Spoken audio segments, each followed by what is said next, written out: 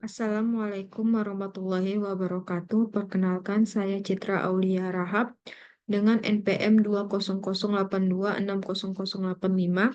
Di sini saya akan menjelaskan materi dari blok mekanisme of infection and immunology. Di sini saya akan menjelaskan mengenai parasitologi.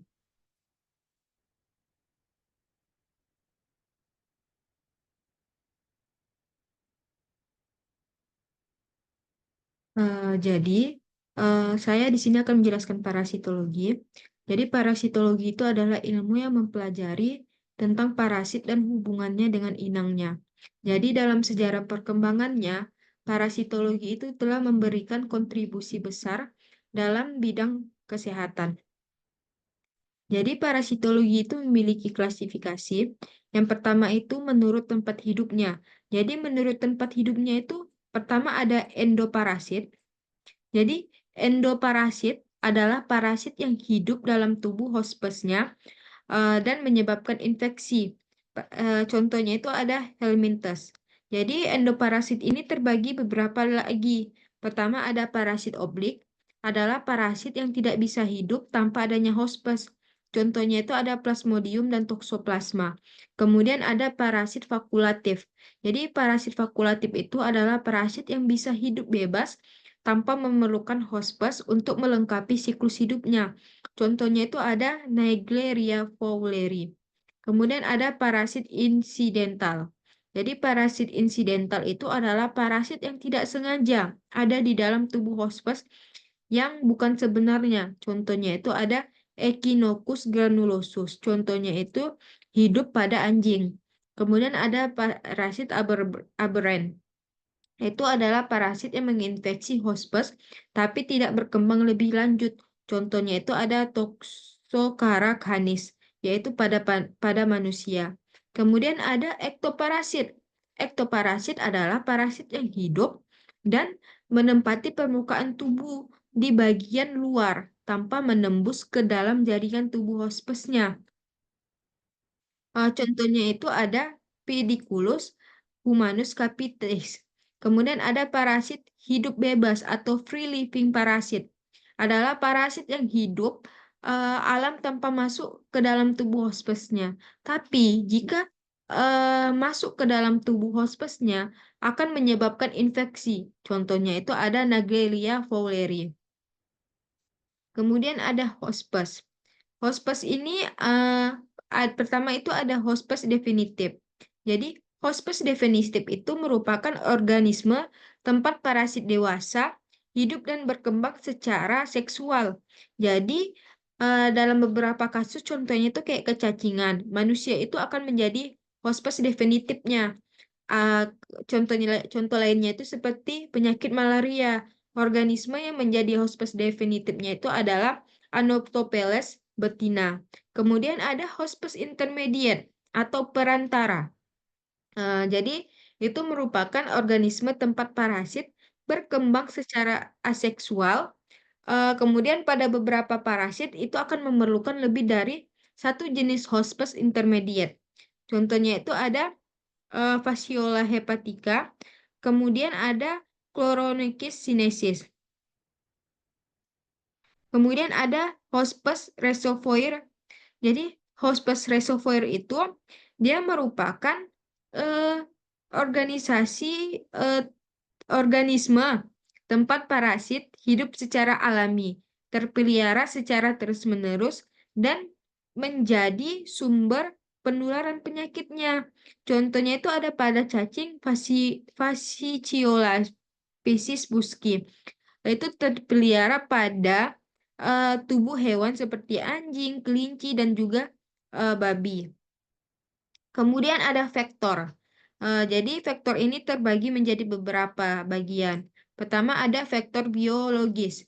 Jadi vektor biologis itu merupakan vektor tempat parasit tinggal dan mengalami perkembangan baik perubahan bentuk morfologi dan juga pertambahan jumlahnya. Jadi vektor biologis ini terbagi menjadi 3 kelompok. Pertama ada propagative development, yang dimana parasitnya itu tidak mengalami perubahan siklus, tetapi dia melakukan multifikasi di dalam tubuh vektor arthropodanya. Contohnya itu ada Yersinia pestis pada roughlegs atau ginjal tikus. Kemudian ada development, yaitu parasit yang mengalami perubahan siklus dan melakukan multifikasi di dalam tubuh vektor arthropodanya. Contohnya itu ada Plasmodium, yang dimana dalam tubuh nyamuk betina Anotopheles. Kemudian ada Chylopropagative development. Jadi, Chylopropagative development ini, jika parasitnya itu mengalami perubahan siklus, tetapi dia tidak melakukan multifikasi di dalam tubuh vektor arthropoda. Contohnya itu ada parasit mikrofilia, itu ada nyamuk Culex. Kemudian ada vektor mekanisme. Jadi vektor mekanisme ini merupakan vektor tempat parasit yang tidak sebagai pemindahan parasitnya. Contohnya itu kayak lalat rumah atau Musca domestica. Kemudian ada Kerestomsa megathepala atau lalat hijau. Kemudian ada Peripelaneta amerika atau kecoa. Kemudian ada siklus hidup parasit. Yang pertama itu ada siklus langsung atau monosenos, yaitu parasit yang hanya membutuhkan satu jenis hospes dalam menyelesaikan siklus hidupnya. Contohnya itu ada Ascararis lumbicoides, kemudian Entamoeba histolytica, Entermobius vermicularis, dan juga Giardia lambilia. Siklusnya itu kemudian ada siklus tidak langsung atau heterosenous, di mana parasitnya itu membutuhkan dua atau lebih jenis hospes untuk dapat menyelesaikan siklus hidupnya. Contohnya itu ada Tanea solium, Tanea saginata, kemudian ada spesies Scaicitosoma.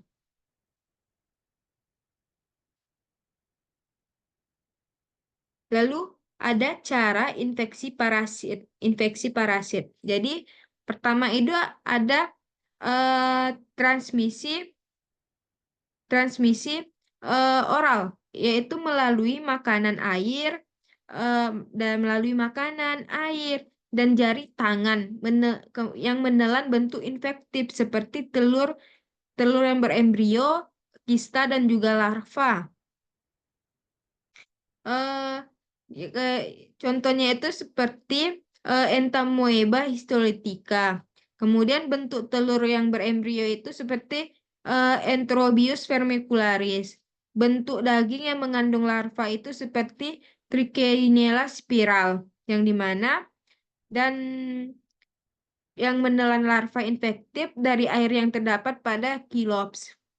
Kemudian ada transmisi vertikal, yang dimana melalui transmisi dari ibu ke fetus ketika di dalam kandungan. Jadi transmisi ini terjadi pada penularan penyakit malaria dan toksoplasma. Contohnya itu ada toksoplasma gondii dan juga Aedes aegypti. Kemudian ada transmisi kulit atau subkutan. Jadi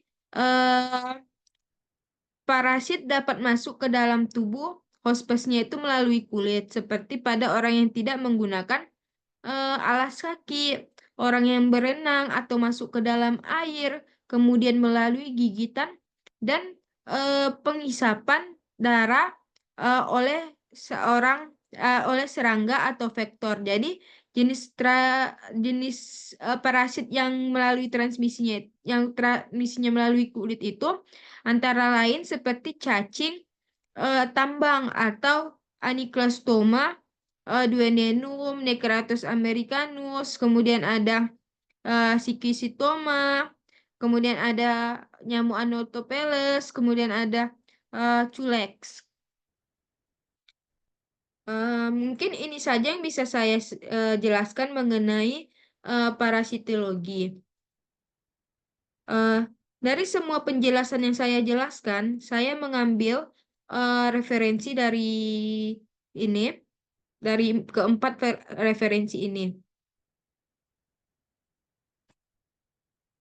Mungkin itu saja yang bisa saya dapat jelaskan. Lebih dan kurang saya mohon maaf. Dan saya akhiri. Wassalamualaikum warahmatullahi wabarakatuh.